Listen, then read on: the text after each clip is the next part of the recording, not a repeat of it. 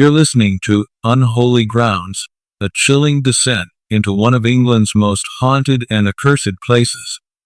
A place where even the most devout have forsaken their faith.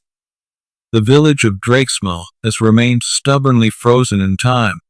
Tucked away in the remote countryside, it seems utterly unremarkable. Quaint houses line the snaking lanes, flanked by fields that stretch as far as the eye can see. But looming over this idyllic facade is Grayson Vicarage. Once a peaceful residence for the village's spiritual leaders, it has become a tainted, unholy ground where a malevolent presence lurks. Those poor misguided souls who have taken up residence have been utterly consumed, minds and spirit shattered by unspeakable acts that defy rational explanation. Whispers of sacrifices, penances, and rituals seeping through the decrepit walls. What dreadful blasphemy occurred within those stone confines to activate such a vengeful haunting? An entity that not only terrorizes the living, but feasts upon their innermost beliefs and fears? The devout need not apply. Brace yourself as we cross the threshold of the haunted vicarage, where one's convictions will be their undoing.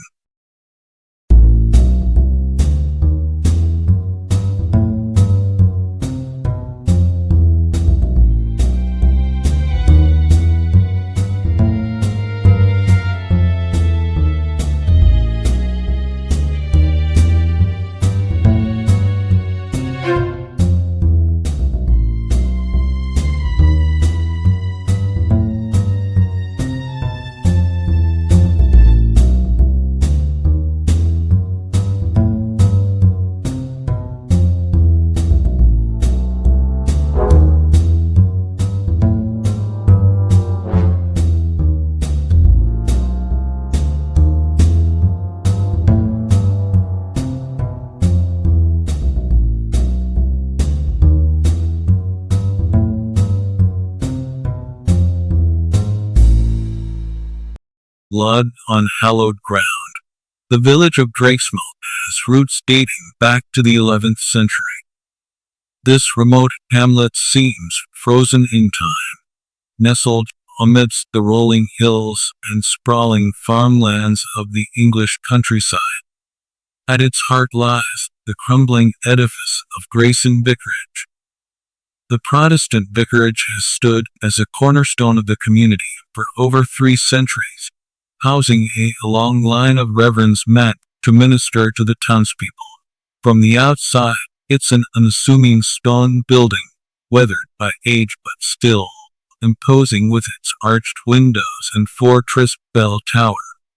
But it's what lies within those ancient walls that cultivates an atmosphere of dread. You see, the vicarage is no longer a sanctified residence for the pious. No, it has become an unhallowed, blasphemous ground where something wicked has taken root, a malevolent force that corrupts and perverts the sacred. The last reverend to reside at Grayson Vicarage was Franklin Trask in the early 1900s. A widower consumed by grief over his wife's untimely passing, he became obsessed with the occult and fringe religious practices, holding secret rites and sacrifices within the very chapel meant for worship. Trask's transgressions reached an apex on one fateful All Hallows Eve night in 1922. When the village awoke, the vicarage grounds were covered in a crimson stain, and the reverend had vanished without a trace. Over the decades, others have moved into the shunned dwelling, attempting to restore it or simply viewing it as affordable housing. But each resident swiftly fled after being exposed to the vicarage's malignant presence. The list includes the Wainwright family in 1947. Driven away by horrific nightmares and what they described as whispering walls, the Harringtons, who subleased in 1965, and encountered frightening mirages and omens following their infant daughter's baptism there. Perhaps most disturbing was the alleged self-mutilation of Oxford student Gideon Marsh in 1983. Claiming the vicarage swallowed his soul, he gouged out his own eyes in the main chapel before local authorities pulled him from the premises. So you can understand the grave trepidation of the Harrington family when they became the newest occupants of the haunted Grayson Vicarage in late 2022. Were the rumors of its malevolent presence simply folklore and hearsay? Or were they willingly stepping into the mouth of a hellish darkness that would consume their minds, bodies, and souls? The horrors that befell them within that unholy ground are unlike anything you can fathom.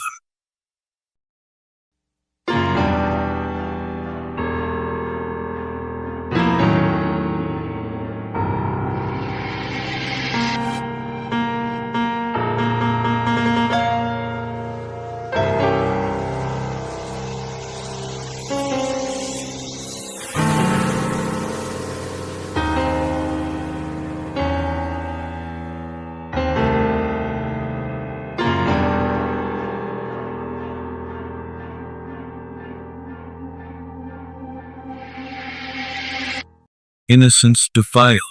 It was early December when the Harrington family became the latest ill-fated residents of Grayson Vicarage. Derek and Sophia Harrington, coming from a stable middle-class background. He, a bank manager. She, a part-time teacher's aide. With them, their two young children, 10-year-old Tim and 7-year-old Emma. On the surface, a typical suburban family, seeking an affordable living situation in the quaint village after Derek's job relocation. The vicarage's historic nature and ample space for their modest needs seemed too good to be true for the asking price, of course. The Harringtons were warned about the property's ill reputation amongst the superstitious townsfolk. But being a pragmatic bunch, they waved off the obscure tales of hauntings as nonsense and old wives' tales meant to keep the gullible at bay. How ill-prepared they were for the insidious forces that had lingered within those hallowed walls for decades, feeding off the naivete of the unbelievers, cultivating an atmosphere ripe for spiritual desecration.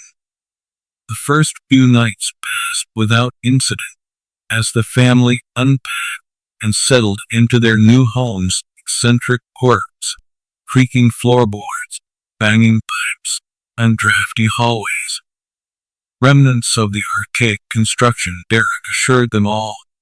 Young Emma was the first to experience a foreboding of the unholy. She awoke paralyzed by night terrors, screaming about a shadow man watching her sleep.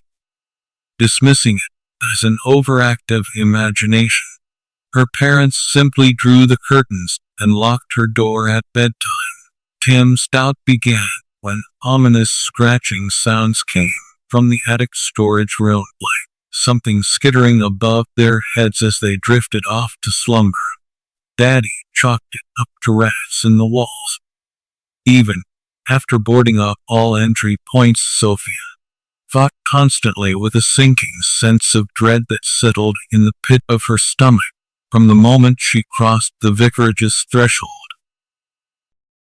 An oppressive force that heightened her fear of the dark. Despite her best efforts to stay devoutly religious, and from the corner of his eye, Derek saw objects shifting from their resting spaces, as if an invisible presence was probing their living space, growing accustomed to their habits. These were mere whispers of what was to come, tempting breadcrumbs beckoning them down the path of corruption, and ultimately, the devastation of their very souls. All it desired was one soul to open the door and embrace its passage into the world of the living.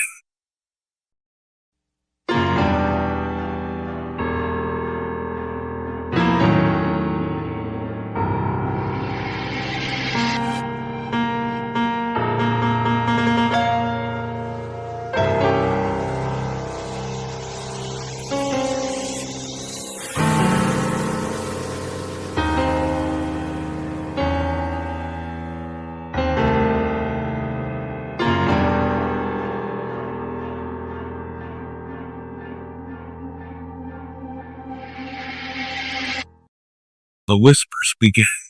At first, the peculiarities seemed isolated, mere tricks of the mind inflamed by suggestion.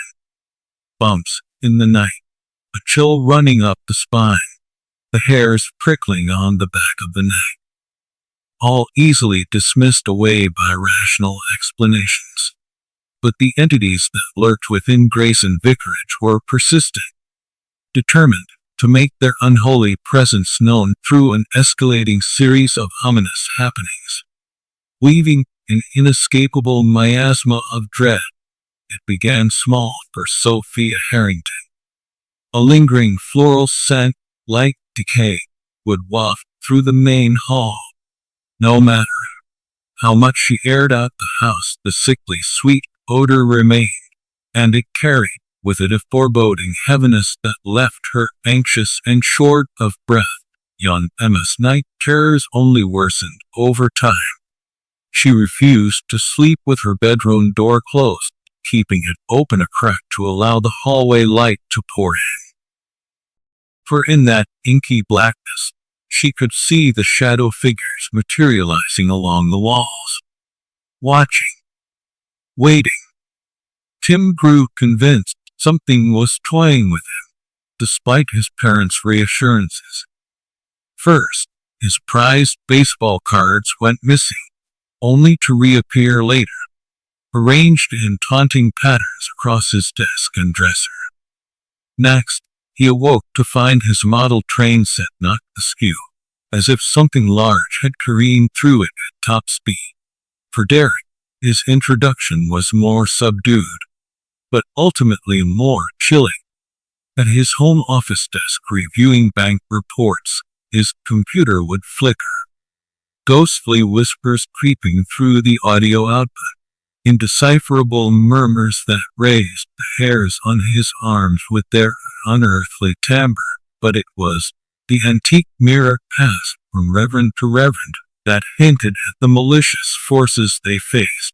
Sophie spotted it first while tidying the storage attic, an ornate gilded frame, marred by layers of grime and cobwebs. Something about its smooth surface beckoned her. She wiped away the dust and clutched it close, peering into its depths, only to recoil in horror moments later. For reflected in the mirror's haze, she saw something pale and twisted just over her shoulder. A desiccated face, mouth agape, and a voiceless scream. The evil had announced itself as an undying passenger within the vicarage. It was patient, having waited centuries for the right souls to corrupt, and its thirst was insatiable.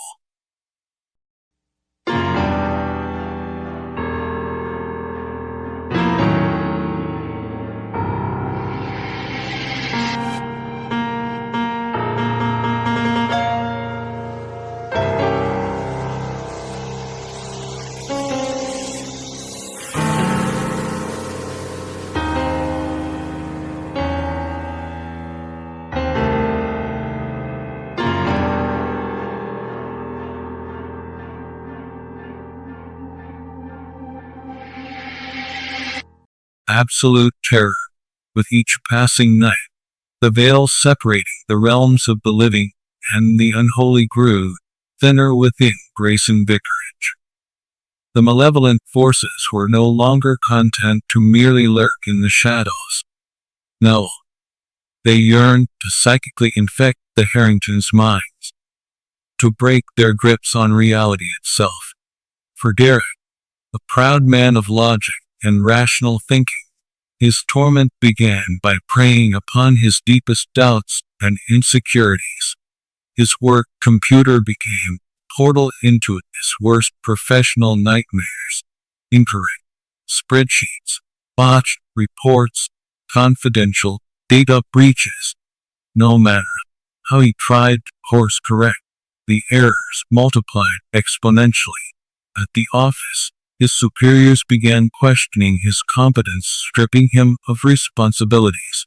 Whispers grew that Derek had fallen victim to substance abuse or mental decline. Each attempt to defend himself only made the accusations more fervent.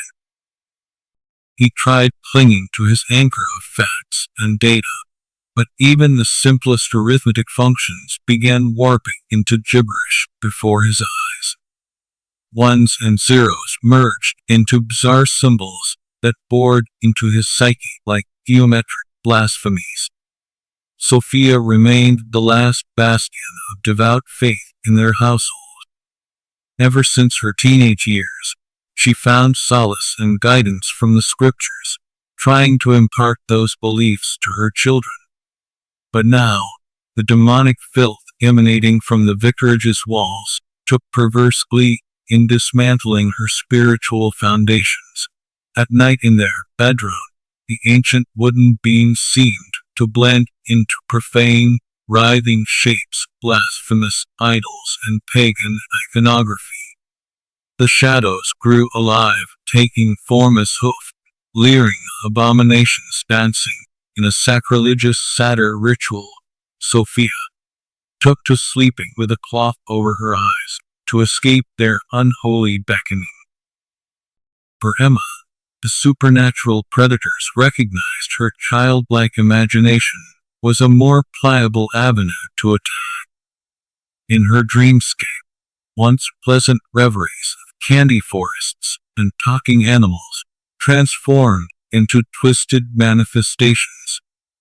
Thorny briars ensnared and flayed her teddy bears, while the monsters with fanged snouts slavered their hunger to devour her. School chums transformed into jeering human insect hybrids, sprouting mantis claws that sought to eviscerate her fragile form. Only Tim's realm remained untouched for now, though the boy could sense the walls closing in around him. He felt a perverse presence fixated upon him, studying his habits and hobbies, seeking weak points to infiltrate his subconscious haven. For despite their varied ages and beliefs, the Harringtons were united as one family unit, bound by love. And that solitary pillar of humanity and compassion remained the final barrier protecting them from having their souls utterly subsumed by the ravenous forces that hungered to claim Grayson Vicarage once and for all.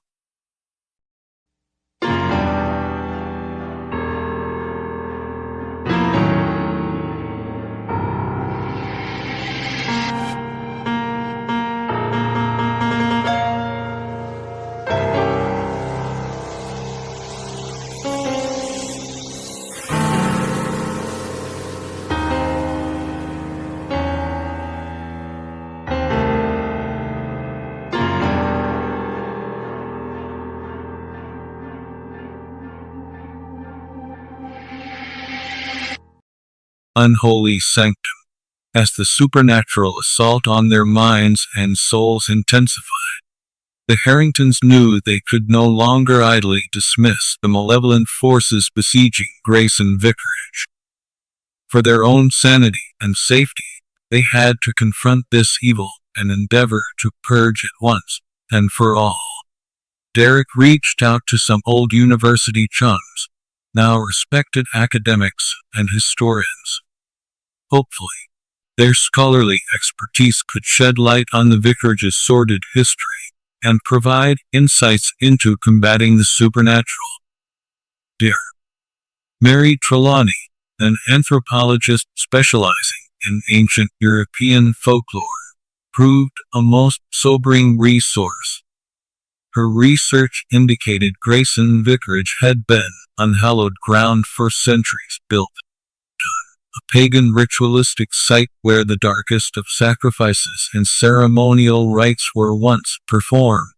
According to the oldest village records, the 17th century reverend attempted to sanctify the property through prayers and blessings. But his efforts were for naught, as an inhuman presence, merely lying dormant, was roused by the spiritual incantations. Dear Jonathan Baisley further traced the vicarage's descent into wickedness to Reverend Franklin Trask in the 1920s. Trask's dabbling with the occult and forbidden texts like the Delier fragments opened a door that could never be resealed. The dark entities praised in those apocryphal works had found an entry point into our realm that fateful Halloween night in 1922. Armed with this occult knowledge, Sophia insisted on attempting spiritual reclamation of their home. She adorned the vicarage with religious iconography, chanting reverential verses day and night in an effort to repel the encroaching blasphemies, but the entities would not be so easily dissuaded from the sanctuary they had cultivated over decades. Chaos and bedlam erupted, with each holy rite, Bibles, and crucifixes flung about, as if caught in poltergeist cyclones. Unearthly howls shook the rafters, sounding like 100 tormented souls, all screeching in agony. Even more disturbing, the evil seemed to manifest itself to directly terrorize the faithful Sophia. From rancid stenches of brimstone and decay, to phantasmal hands clutching at her, its mere presence made the air feel leaden, crushing, as if the light itself was being inexorably snuffed from existence. The children were not spared these torments either. Emma's dolls took on leering, demonic sneers, their eyes burning with hatred for anything wholesome. Tim's superhero figurines transformed into scourging monstrosities, with segmented fangs and hooked talons eager to rend flesh. Derek's research led them to a paranormal investigation team based in London, who specialized in supernatural disturbances and possessions. Perhaps their advanced technology and psychic prowess could provide the family's last line of defense against the rapacious evil devouring them whole.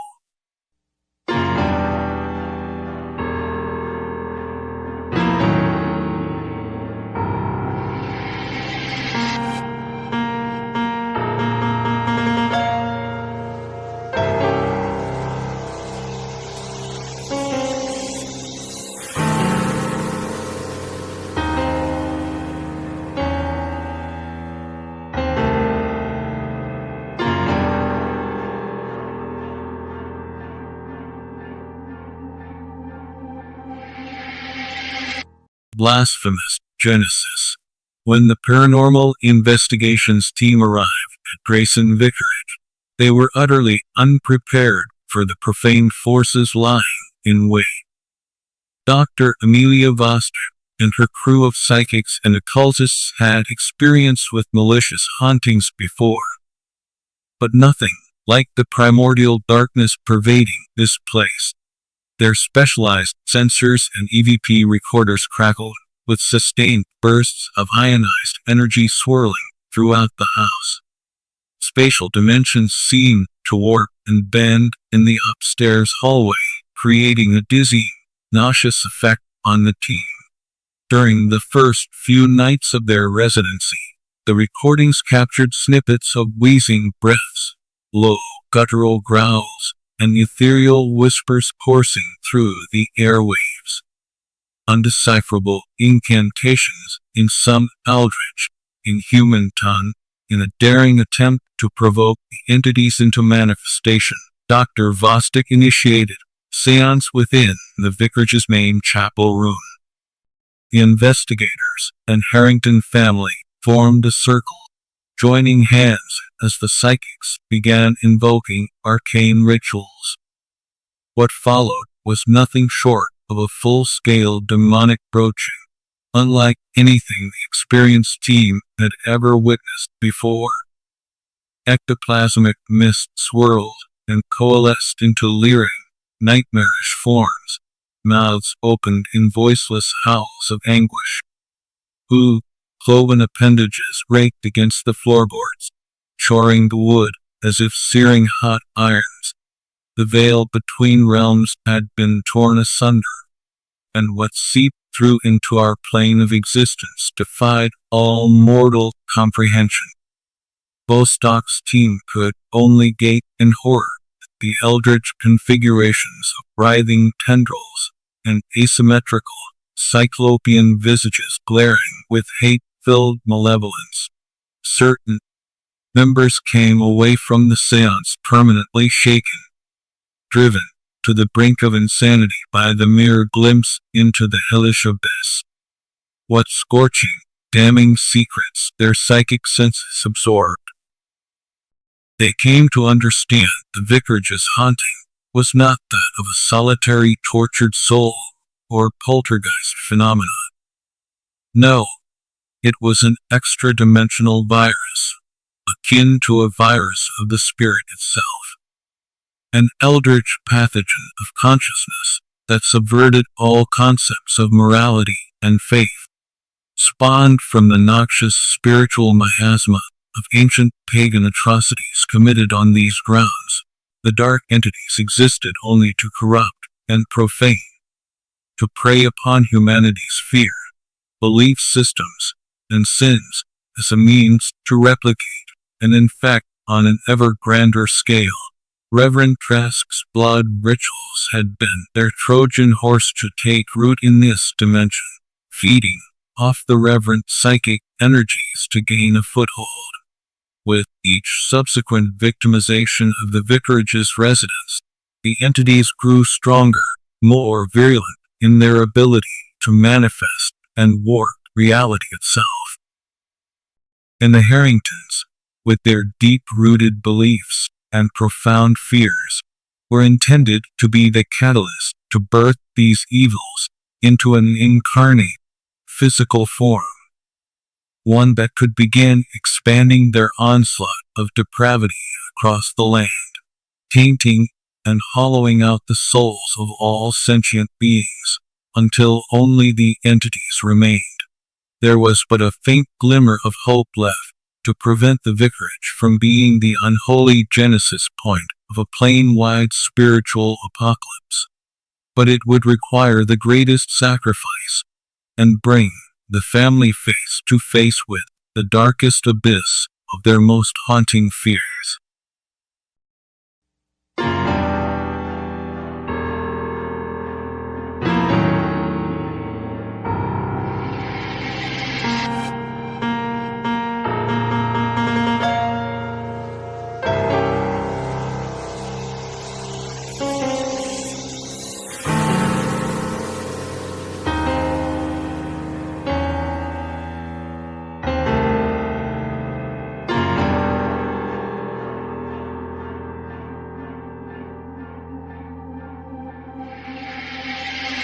The Soulfire Crucible, with the true cosmic horror of the vicarage's infestation laid bare. The Harrington family stood at the precipice of oblivion. To defeat these trans-dimensional aberrations would require fortifying their souls and waging psychic warfare from the innermost depths of their beings. And Dr. Vostock's paranormal team would have to guide them through the most harrowing of spiritual gauntlets. The first task was relentlessly subjecting each family member to a psychological and emotional flame. Every phobia, every shred of doubt and vulnerability would be laid exposed for the entities to latch upon. Only through confronting their innermost frailties could the Harringtons begin purging the weaknesses that enabled the evil forces to seep into their psyches. What played out for them was less an exterior haunting, but an excruciating mental exorcism more profane than any mythology could convey. For Sophia, it meant bathing in the hellish, cloying darkness that choked out her religious conviction. Fevered dream visions of her crucified upon upside-down crosses, stigmatic nails piercing her flesh, as leering, vampiric demons slithered forth to claim her flesh and soul in unholy communion. Derek had to stare into the abyss of cosmic insignificance that rendered his rational mind an insect to be crushed beneath uncaring, cyclopean forces. Every scholarly principle unraveled into numerological madness that cascaded across his being in spiraling, fractal torments. Young Emma's dreamscapes warped into kaleidoscopic abattoirs with her ripped asunder by meat-hook monstrosities. She was forced to embrace her agonizing fear of bodily harm with such visceral sensations that she gnawed through her own lips to stifle the shrieks, and for Tim, he descended into the merciless void where all dreams, all heroic fiction crumbled to dust beneath the weighty inevitability of cosmic entropy. He witnessed his idols and inspirations rot away until he beheld the naked, howling insanity of a universe as bleak as it was uncaring. Only by transmuting the burning anguish of these trials into an all-consuming will could the Harringtons conjure the spirit fire necessary to counter the endless malign influence. An existence stripped of mortal anchors, no fear, no doubt, no pain to corrupt and exploit. What emerged from their collective awakening shifted the vicarage itself, shuddering its very foundations. Combined psychic energy manifested into ethereal aurora around each family member, igniting the chapel space in halos of coruscating light.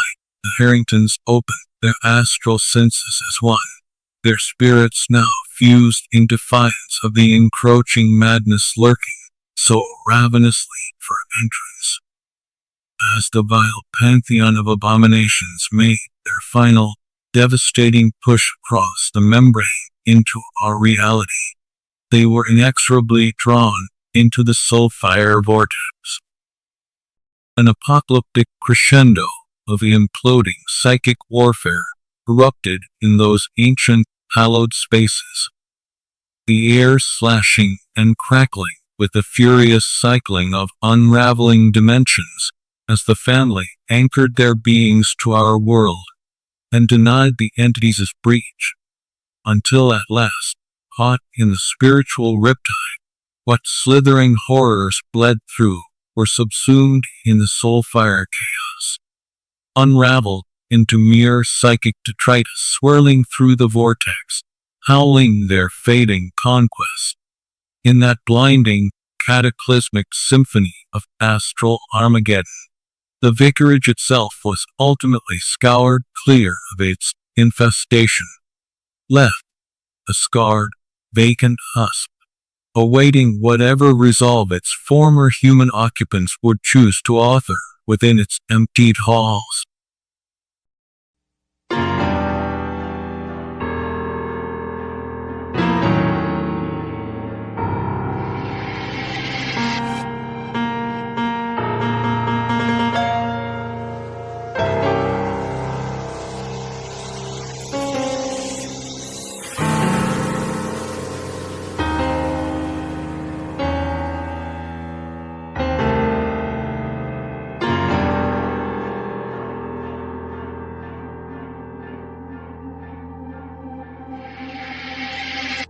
Scorched sanctuary. In the haunting aftermath, Grayson Vicarage stood as a mere skeletal relic, scorched walls, shattered windows, the acrid stench of otherworldly ozone still lingering in the air. But most unsettling of all were the vacant, silent spaces where the Harringtons' spiritual conflagration had expelled the eldritch darkness. The family themselves were nowhere to be found amidst the rubble. At least, not in any corporal form their rescuers could perceive. Dr. Foster and her paranormal team had borne witness to an astral battling beyond their comprehension. Forces simultaneously wondrous and terrible in their cosmic upheaval. What emerged from the blinding cataclysm were mere fragmentary impressions, the ghostly outlines of the Harringtons, now existing as discorporate thought forms adrift in the primordial ether. Soul fire had unmade their physical constitutions, but at the violent, ecstatic cost of obliterating the heinous entities festering in the vicarage. In those last, agonizing moments before their essences dispersed, the family had imparted a unified directive to Vostok's inner psyche. A faint, lingering resonance imbued with their combined experience, memories, and unbreakable love for one another. It was a plea to reclaim the vicarage's desecrated grounds and rededicate them to the light of spiritual healing and transcendence. A temple no longer for organized dogma, but for the endless exploration of higher cosmic understanding and oneness.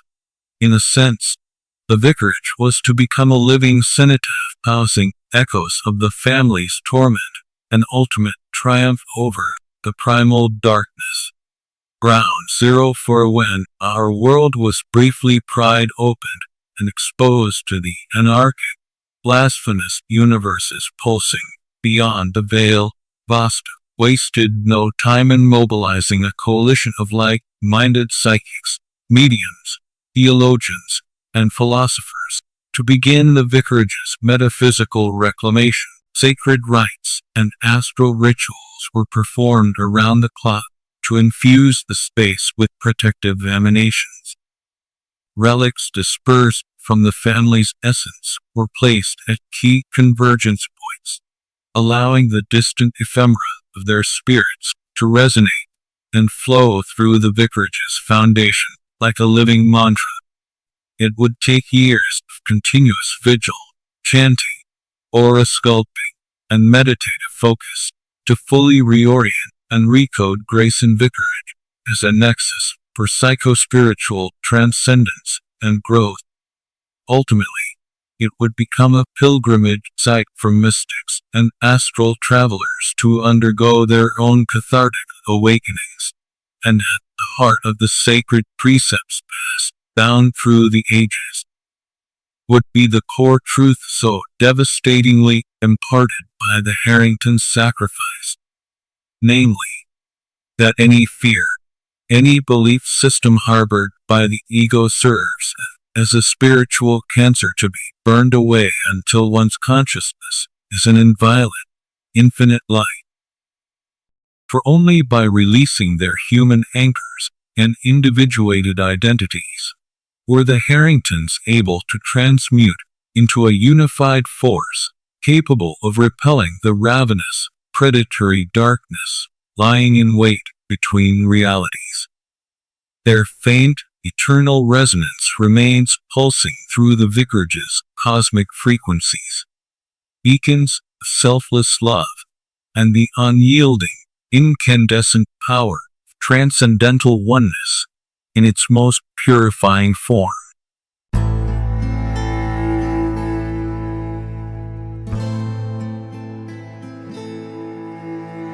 Sanctum of Oneness. For those who embark on the spiritual journey through the reclaimed sanctuary of Grayson Vicarage, they will be exposed to realms of sublimity and terror in equal measure. The echoes dwelling within its cosmic hallways uplift and shatter the ego concurrently. Guided by the meditative anchor of Dr. Vostok's psychic order, visitors will be taken along the same path of fundamental unmaking that the Harringtons traversed. Immersive sensory rituals designed to strip away layers of corporeal identity and self-limiting fear. The former chapel space now serves as the central aquila chamber, a thunderous vortex of spiraling light refracting the eternal dance of the family's thought forms. Those resolute enough to willingly submerge within its radiant maelstrom face the existential untethering that is the first step towards true spiritual ascension. For once the ego's facade is unmade, the indelible human experiences, emotions, and synergistic love shared by the Harringtons will flood into the student's awakened consciousness like a supernova's dawn. Every fragment of memory searing away mortal inhibitions like chaff until their spirit fire burns with the radiance of singularity. The ultimate revelation lies in embracing the incandescent truth that we are all one beneath the illusion of separate identities and bodily harbors, that in transcending our limiting beliefs, our unified essences are free to resonate and intertwine with the infinite firmament of creation itself, to exit the Vicarage's grounds having become more than a singular terrestrial being, but a beacon sharing the infinite light that is our species' divine inheritance and cosmic destiny. This is the grandest design seated in the foundations of Grayson Vicarage by those who selflessly sacrifice their mortal splendors to become avatars for our spiritual emancipation.